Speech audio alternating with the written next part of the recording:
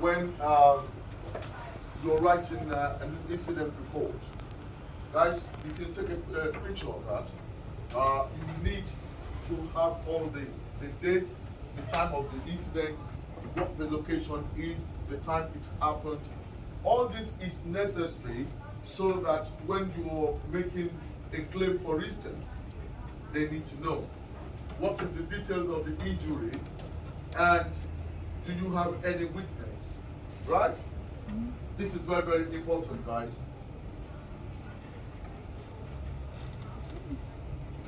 RIDDLE.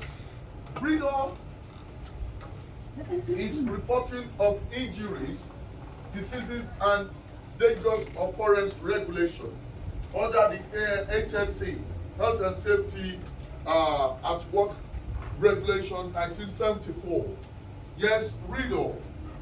The employer or designated responsible person is required to notify their local authority, the HSC, or the incident. This can be done online. When you're doing this, you need to give details, yes, such as the name. It could be a photo of the incident, address, you can do all the information so that they know that when you are in hospital for 7 days, anything that keeps you out of work needs to be reported. Yes, it needs to be reported so that they can monitor that particular company to know their incident record. All right? It's for your own good and for your employer's good. It can be a customer also, or a contractor on site, or anything. Anybody that involves. Not only employee and employee. Not only employee. Yeah. If anything happens and it can affect RIDDLE, yeah. yes. It can go on So RIDDLE. you need to report it. Now, Data Protection Act 2018. Have you all heard about the GDPR? Yes? All the information collected from you here, for instance, can only be kept for a few periods. And that will be discarded. That is the law. You need to keep people's details, name, their photos, their email. These are sensitive details. You need to keep them without divulging it. So if you work in a position where you collect people's details, you need to keep them safe. You are not to sell them on eBay, and you are not to sell it online. Is that okay? If you do that, you're going against the Data Protection Act 2018. Because you are going to be working in position of authority where certain things will be kept in your custody, and you are expected to maintain confidentiality. Is that okay? Mm-hmm.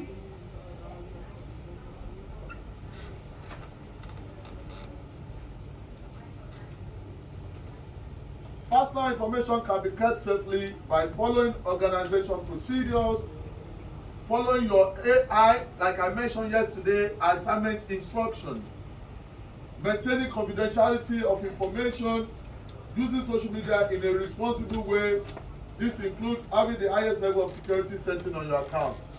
You need to be very, very careful. Yes, demonstrating personal vigilance, not discussing work issues outside your workplace. If you're not satisfied with your pay, discuss with your employer rather than discussing with your colleague. Is that okay?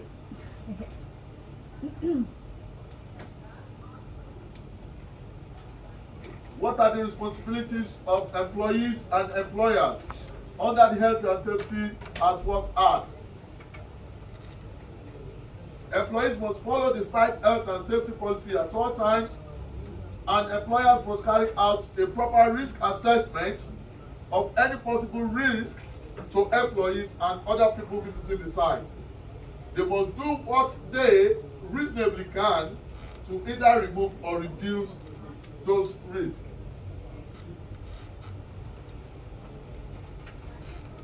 4 risks associated with lone walking. I've mentioned that before to you. Again, when you walk alone, the risks involved are violence, injury, ill health, lack of communication. So be careful when you are walking alone. What are the procedures that should follow when you are recording and reporting accidents and health and safety incidents? You record all information in the accident book at all times, guys. Fire procedure.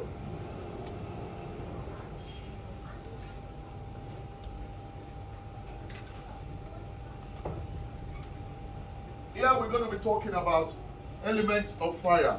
What are the three things that needs to be together for fire to occur? Can someone tell me? Yes? Heat, fuel, oxygen. Heat Oxygen. and heat, fuel, and Fuel. oxygen. And what do we call that? Yeah. Huh? Yeah. Fire triangle. The fire triangle. That's what we call fire Yeah. triangle. You must have heat in place, you must have fire in place, and you must have oxygen. If you take any of these out, the fire will be extinguished. Yes? Mhm. However, do not approach fire or want to extinguish it if you are not competent. If you do not know how to tackle it, do not approach it. Is that okay, guys? Mhm. You are not firefighters. The highest you can do is to raise alarm. Is that okay? You can raise alarm. But do not attempt to tackle it if you are not competent to do so.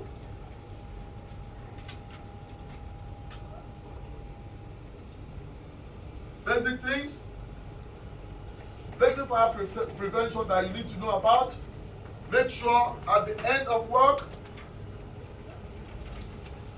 you switch off all non-essential electrical appliances. Make sure you're not overloading electrical points. Make sure they regularly inspect and maintain electrical equipment. They call it part testing. Any equipment at your workplace that doesn't have that sticker is not good. You need to notify your employer. Part testing, portable appliances testing. When you have flammables, make sure you store them very well. Flammables such as gases and fuel.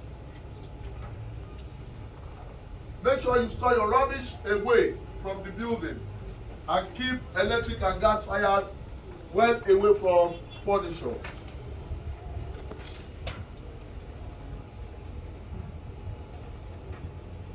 It is the duty of your employer to provide a competent or to nominate a competent person to carry out a full fire risk assessment and also put a control measure in place to tackle fire. Yes? There must be a firefighting equipment in place and such must be maintained and serviced always. You need to cooperate with your employer in all matters related to fire safety and follow instructions. Alright? At the beginning of every shift or at the beginning of work in a particular company or industry, you are expected to partake in the site induction where all this information will be given to you. What to do in case of emergency, where the assembly point is, where you should go. You can remember that yesterday when we were starting this course, I told you that in case of fire or any alarm, what do? We go through the exit and not use the lift. Whenever there is fire, do not use the lift. Use the stairs. Is that okay? Any question? I've mentioned these 3 elements. It's called fire triangle.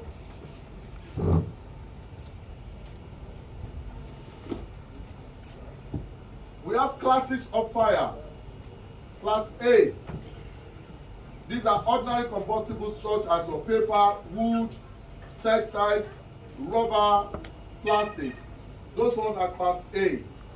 Class B are flammable liquids such as petrol, the one we use in our cars, oil, paints, and solvents. Class C are flammable gases such as butane, the one we use in cooking, butane, propane. Then class D are metal fires from magnesium and sodium. We don't have class E, but we have class F, which is from our cooking oil and fats. Electricity has no class, and that one you can tackle it using the applicable fire extinguishers. Yes. Each of these classes have different type of fire extinguishers that you can use for them. You need to know which one is applicable. Water. You need to know this kind of fire extinguisher. You need to know where to use it. Can you take the picture, please? For class A fire, with the fire risk, paper, wood, textile, and fabrics, you use water fire extinguishers, you use foam, and you use wet chemical. For class B, you use foam and use CO2 and use powder. And for class 3, for gases, you use powder. Class D, you use powder. Class F, you use wet chemical. Why can we not use water extinguisher for electricity?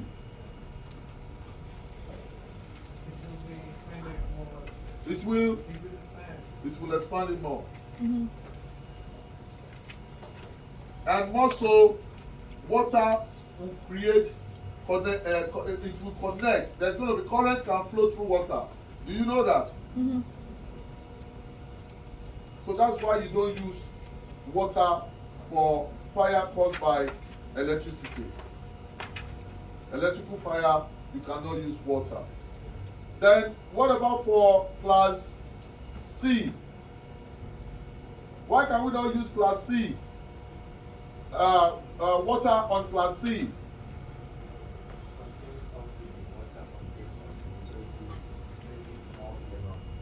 It will make it more flammable.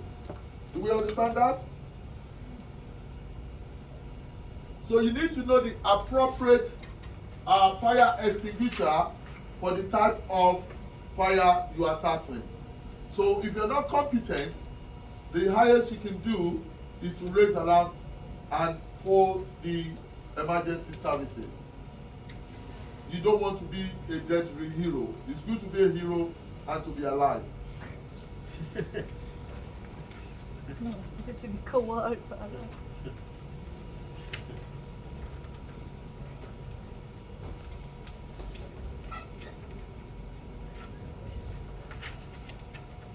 mentioned this, do not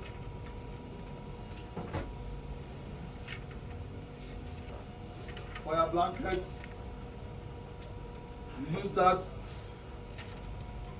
if you have fire here. If you want to contain it, you can just put blanket on it, and that will contain it. Sprinklers. Do we know what sprinklers are? Water. These are the ones used in the rail stations, mm-hmm. railway stations.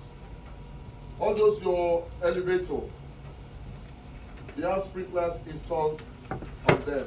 So if there's any fire, the water will be coming out of it.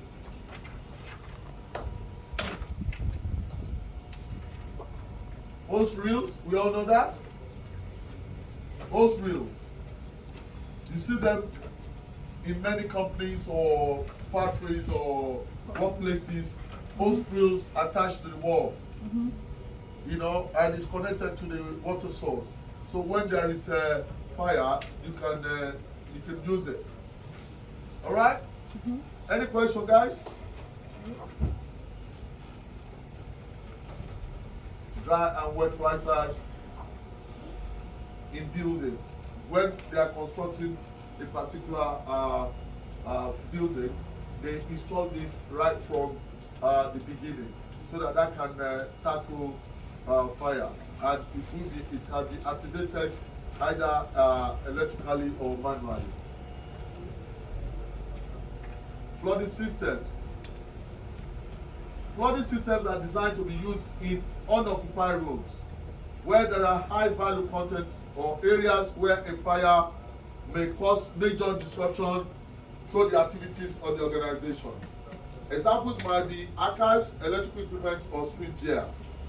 On detection of fire, a fire extinguishing medium, most commonly CO2, will be discharged into the room to replace the air, and that will extinguish the fire by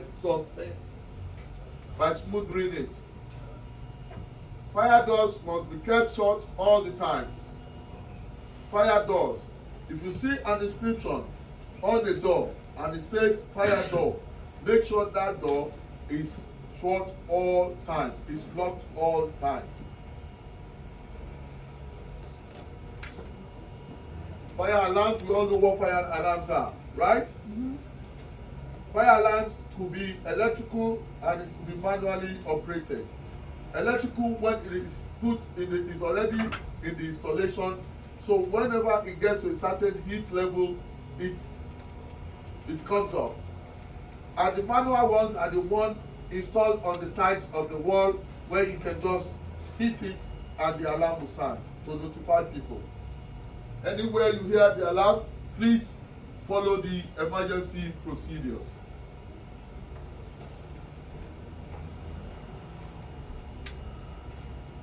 In evacuation, security operatives must take control, communicate effectively, help to evacuate the site quickly and safely, encourage people to leave via the safest exit, assist anyone who does not know where to go, assist any vulnerable people, avoid causing unnecessary panic, know where the assembly points are, and know what to do once the building is empty.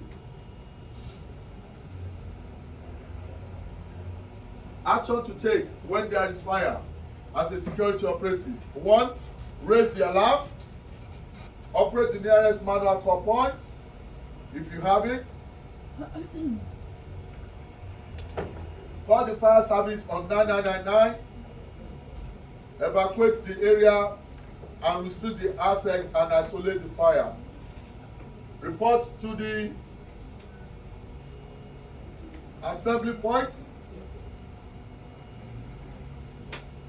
Only attempt to fight the fire if it is safe to do so and you have been trained.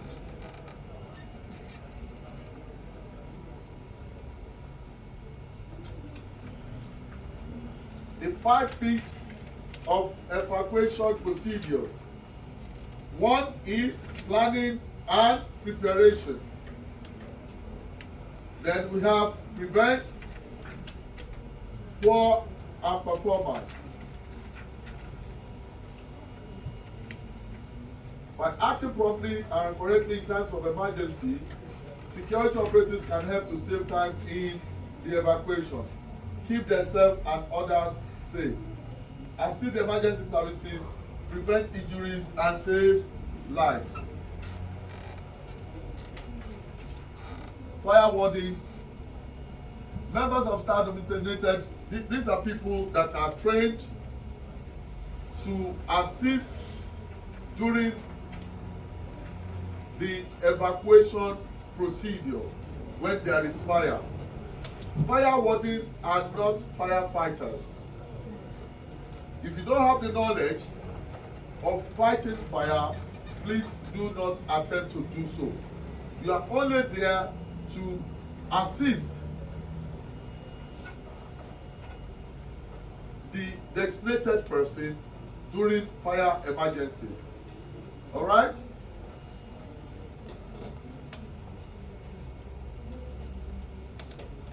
as fire wardens or marshal, your duty will be to assist with the fire risk assessment, checking all exit doors, making sure all fire extinguishers are in correct position with the seals in place.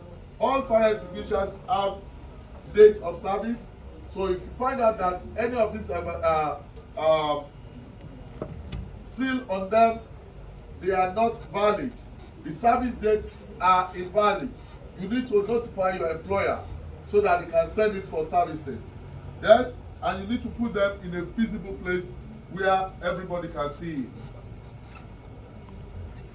it. Your duties include,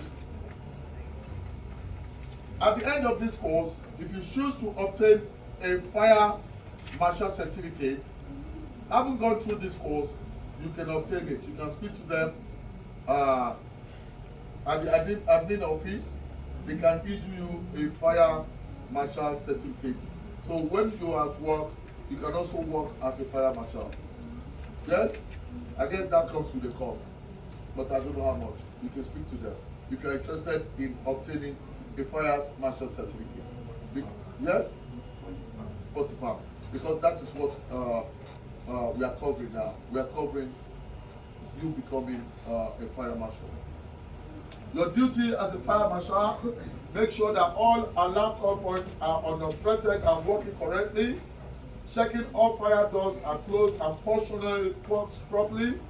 They are functioning properly, ensuring corridors and walkways are kept clear, ensuring assembly points are clearly marked and easily accessible. Then you report any equipment that you think is faulty.